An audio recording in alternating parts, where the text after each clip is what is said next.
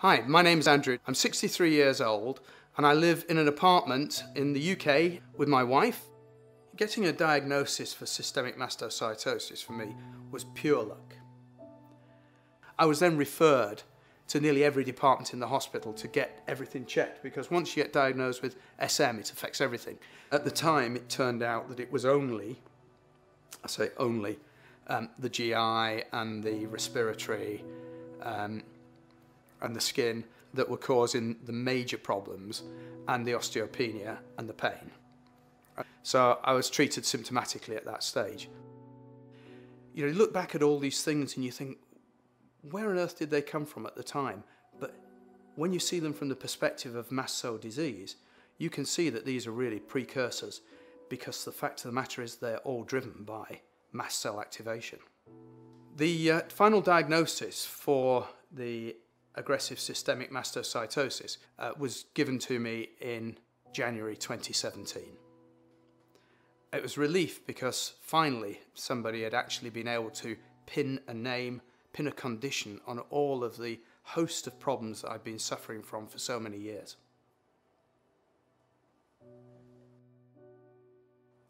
Even though you can initially be treated for the symptoms that you've experienced through life as they've developed, what you find later on very often is that they get worse and worse. And nobody really wants to take these issues seriously, because you're already on treatment for the disease. Plus you can get additional problems, the skin problems, the itching, the rashes. You end up being locked in. You know that if you go and eat certain foods, you're not going to be able to keep them. All of these problems accumulate to the point that life becomes very difficult. When you reach a point where people are starting to think you're a bit neurotic about this, you don't go back anymore, and then you get helpless because you don't know what to do. That's really where the mental issues start to come in, because there's no way, you can't see a way forward out of this. I got involved with the UK support group, and through that realised that there were a lot of people struggling with these conditions, and that led me to want to be a bit more open, a bit more upfront, and to start to explain to people the challenges that I'd faced, to help them with their thinking and managing the disease for themselves. It's all about talking this through. There's no other way to do it other than talking it through, and understanding that actually it's not the end of life as it's always been, but it's the beginning of a new life. A good day for me is a day when I'm able to do things. I know it sounds a bit silly, but even something as simple as going out for a meal can be quite a success for me. We are back to taking holidays. That's been a huge win for us as a family. So my words of encouragement for somebody facing a diagnosis of SM would be that you can still live, that you can still do things. Yes, it's limited. Yes, there are challenges with it. Yes, you have to plan more.